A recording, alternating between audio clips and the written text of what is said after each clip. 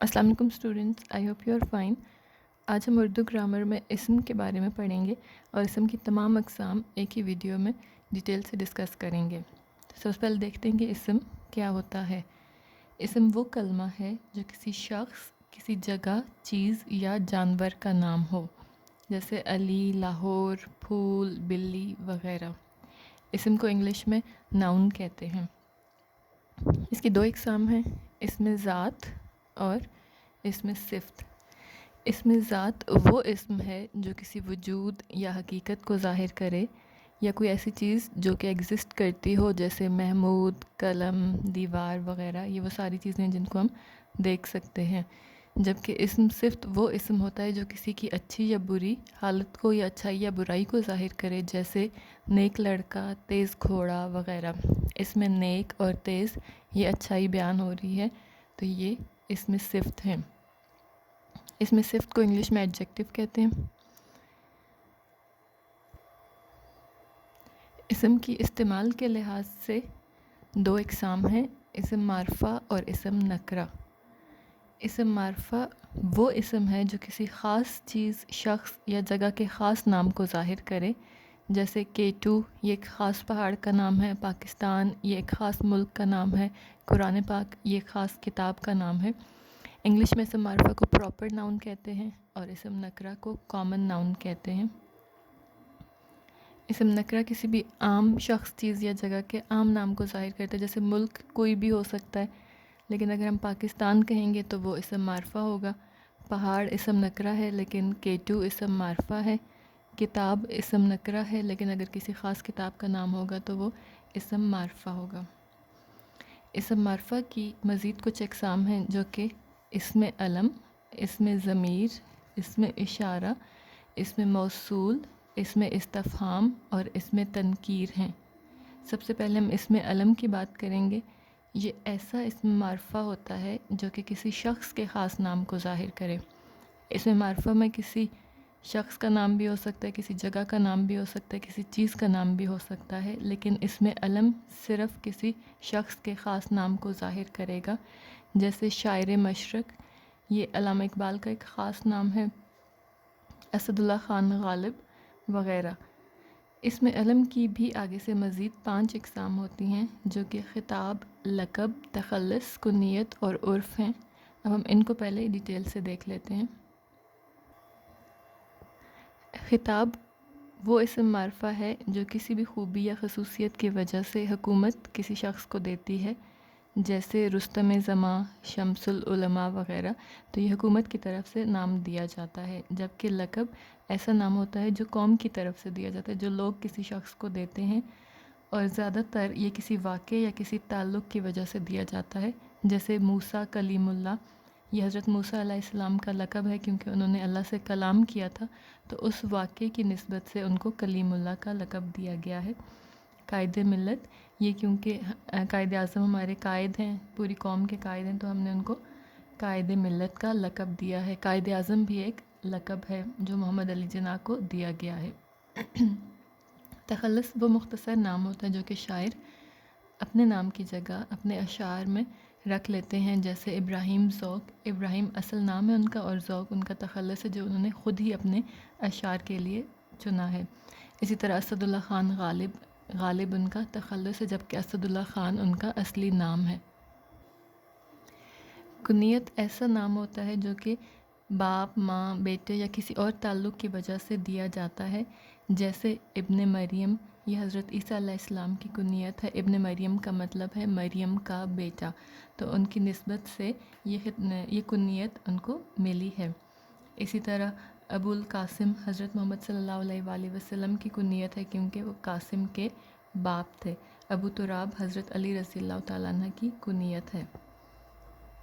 उर्फ़ ऐसा नाम होता है जो कि वालिदैन बचपन से ही किसी बच्चे को प्यार से बुलाते हैं, या फिर उसका असली नाम बिगड़ कर किसी खूबी या किसी बुराई की वजह से लोगों में मशहूर हो जाता है, जैसे चंदा, मिठू वगैरह। इसको हम निक नेम भी कहते हैं। हमने इसमें मारफ़ा की एक किस्म पढ़ ली जो कि इसमें अलम है। दूसरी इसकी होती है किस्म इसमें ज़मीर। इसमें ज़मीर को इंग्लिश में प्रोनाउन कहते हैं, और ये ऐसा नाम होता है जो किसी दूसरे इसम की जगह पर इस्तेमाल किया जाता है, جیسے اگر ہم کہیں کہ ندیم آیا، ندیم نے سبق پڑھا اور ندیم چلا گیا، تو ہم بار بار جو ایک لفظ استعمال کریں گے وہ اچھا نہیں لگتا، تو ہم اس کی جگہ پہ کہہ سکتے ہیں کہ ندیم آیا، اس نے سبق پڑھا اور وہ چلا گیا۔ تو اس میں اس اور وہ یہ دونوں اس میں ضمیر ہیں جو کہ ندیم کی جگہ پر استعمال ہوئے ہیں۔ اس میں ضمیر کی بھی مزید 3 اقسام ہوتی ہیں جو کہ ضمیر فاعلی، ضمیر مفعولی اور ضمیر اضافی ہیں۔ اب ہم ان کو ڈیٹیل سے دیکھ لیتے ہیں۔ ضمیر فاعلی وہ ضمیر ہوتا ہے جو کہ فاعل کی طرح استعمال ہو، جیسے ہم کہتے ہیں کہ ندیم آیا، اس نے کام کیا، یا وہ آیا، تو اس، وہ، تم، میں، ہم، یہ ضمیر فاعلی ہیں۔ جبکہ ضمیر مفعولی مفعول کی جگہ استعمال ہوتی ہے، جیسے ہم کہتے ہیں کہ علی نے ندیم کو پڑھایا، اس میں ندیم مفعول ہے تو ہم کہیں گے علی نے اسے پڑھایا، تو یہ اسے، تمہیں، تجھے، مجھے، ہمیں، یہ سارے ضمیر مفعولی ہیں۔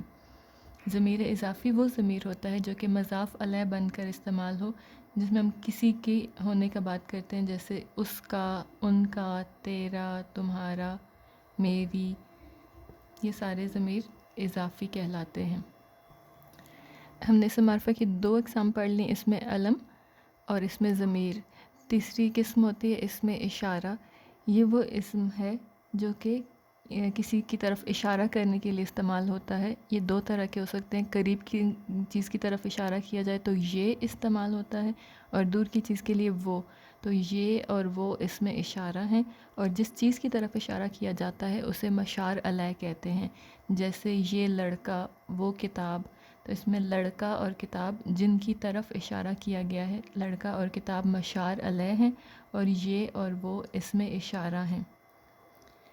نیکسٹ ہے اسم موصول۔ اسم موصول ایسا اسم ہوتا ہے جو اس کا معنی سمجھنے کے لیے اس کے ساتھ کوئی جملہ لگانا ضروری ہوتا ہے، اور یہ جس، جنہیں، جسے، جنہوں، جو کچھ، جو چیز وغیرہ ہوتے ہیں، جب تک ان کے ساتھ کوئی جملہ نہ لگائیں ان کے معنی سمجھ میں نہیں آتے۔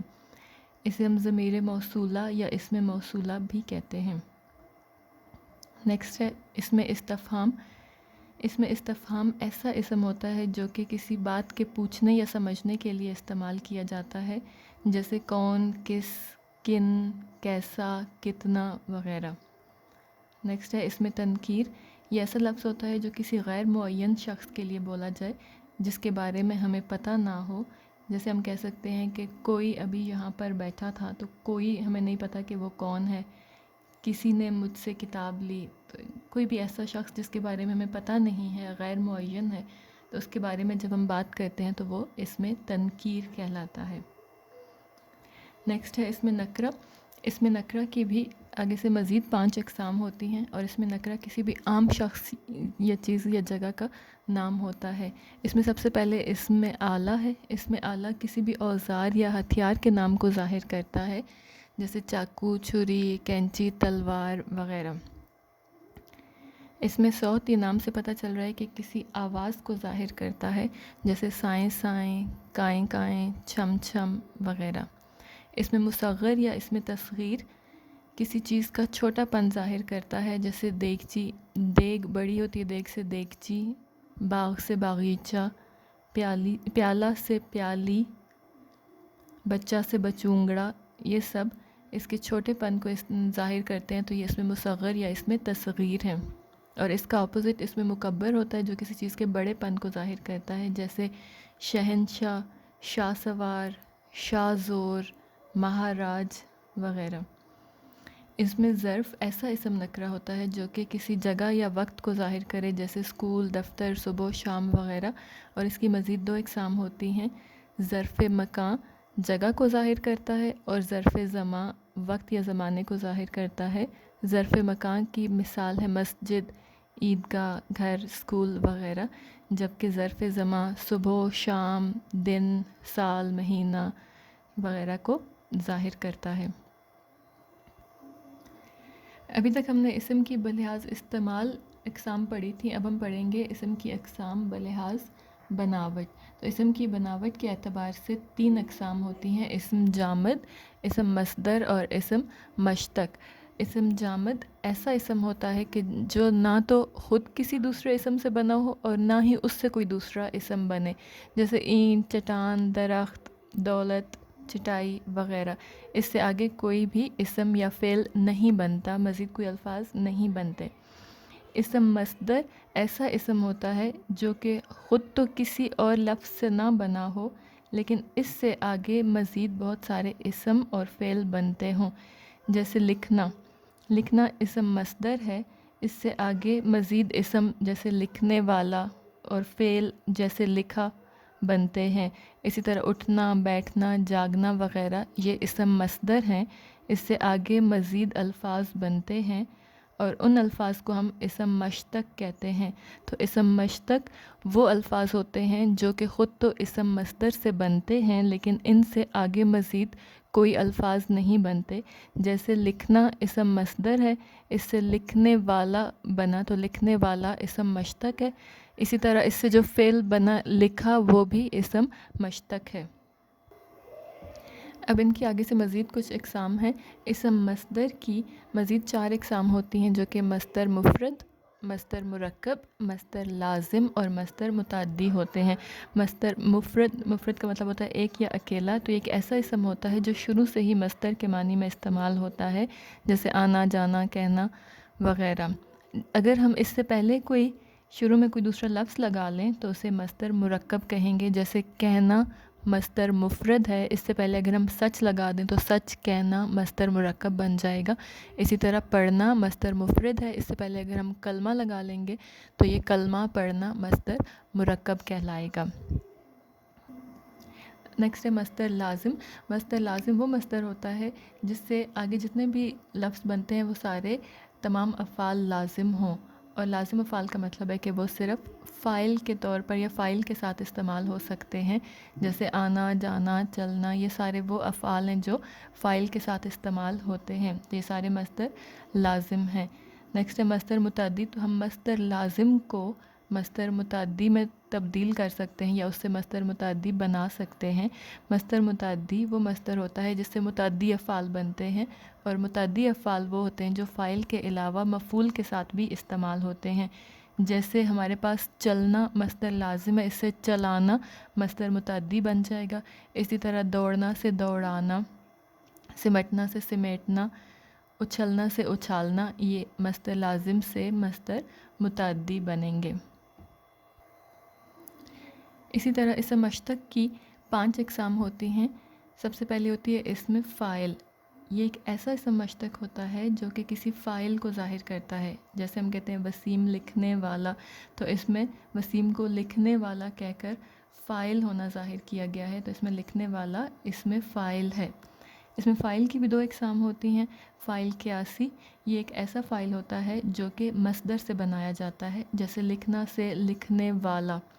اور دوسری اس کی قسم ہوتی ہے فاعل سماعی، یہ کسی قاعدے یا قانون کے مطابق یا کسی مصدر سے نہیں بنتا، بلکہ اس کو اہل زبان مختلف علامتوں کے لگانے سے استعمال کرتے ہیں، جیسے رکھوالا، موچی، بھکاری، جیب کترا، یہ سارے مختلف کام کرتے ہیں۔ جیسے رکھوالا رکھوالی کرتا ہے تو یہ کوئی کام کرنے والا ہے، یہ اس میں فاعل ہے اور اس کو فاعل سماعی کہتے ہیں۔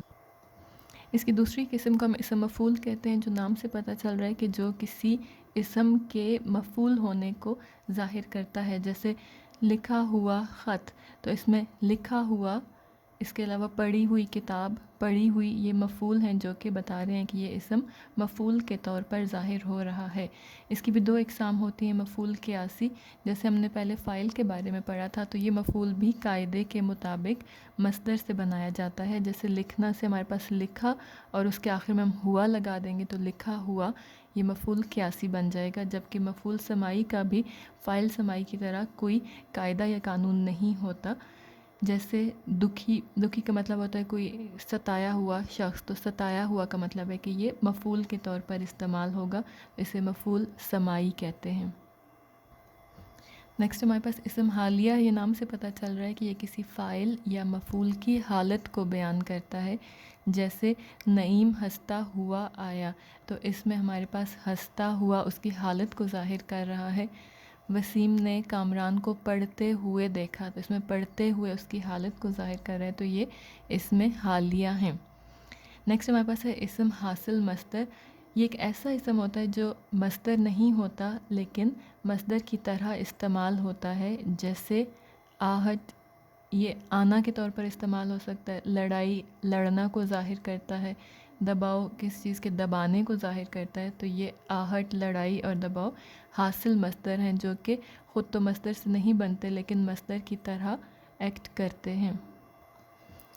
اور اس کی نیکسٹ جو قسم ہے وہ اسم معاوضہ۔ یہ بھی نام سے پتہ چل رہا ہے کہ یہ کسی کام یا کسی خدمت کے بدلے یا اس کی اجرت کے معنوں میں استعمال ہوتا ہے، جیسے پسوائی، رنگوائی، دھلائی۔ اگر آپ کسی کو چیز پسواتے ہیں تو اس کو جو اجرت دیتے ہیں وہ اس کی پسوائی ہوتی ہے۔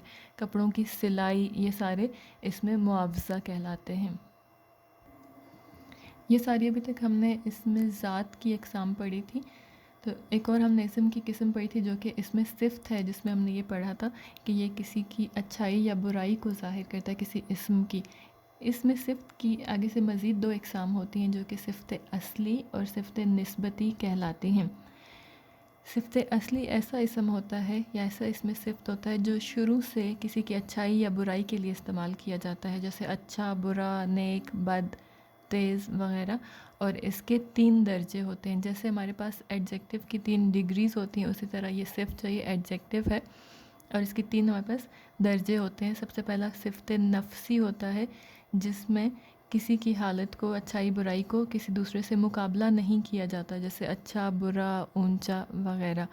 اور اگر ہم کسی ایک اسم کو دوسرے کسی اسم کے ساتھ مقابلہ کرائیں گے، کسی ایک اسم کے ساتھ، جیسے اس سے اچھا، نیک تر، جب 2 اسموں کا آپس میں مقابلہ ہوگا تو وہ صفت بعض کہلائے گا۔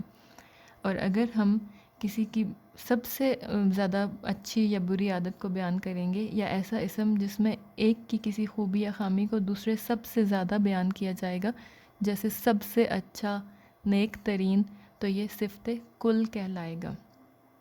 جبکہ صفت نسبتی جو کہ اس کی دوسری قسم ہے اسم صفت کی، اس میں یہ خود تو صفت نہیں ہوتا لیکن کسی دوسری چیز یا کسی شخص یا جگہ کے ساتھ تعلق کی وجہ سے صفت کے معنی ظاہر کرتا ہے، جیسے لاہوری نمک، تو اس میں اس کا لاہور کے ساتھ تعلق ظاہر کیا گیا تو لاہوری جو ہے وہ صفت نسبتی ہے۔ اسی طرح عربی جو ہے وہ بھی صفت نسبتی ہے۔